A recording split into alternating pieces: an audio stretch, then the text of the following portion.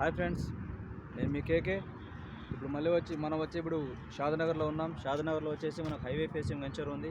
So రీసెంట్గా మనం ఒక 3 వెంచర్స్ మనం స్టార్ట్ చేసామన్నమాట. ఆ 3 వెంచర్లో వచ్చి one of the venture iconic 6 venture name వచ్చి ఐకానిక్ 6. సో ఈ యొక్క ఐకానిక్ 6 వెంచర్ వచ్చి టోటల్గా 7 acres ఉంటుంది అనమాట ఈ యొక్క వెంచర్ సైజ్. సో మనం గమనిస్తే కనుక ఇది వచ్చేసి మనకి హైవే ఫేసింగ్ వెంచర్ అనమాట.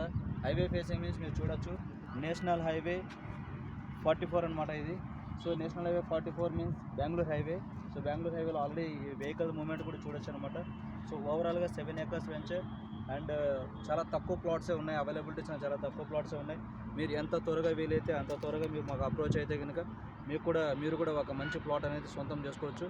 సో హైవే అనేది మీకు ఆల్రెడీ కనిపిస్తూ ఉంటుంది, వెహికల్స్ మూవ్మెంట్ కానీ వెహికల్ పాసింగ్ కానీ కనిపిస్తూ ఉంటుంది.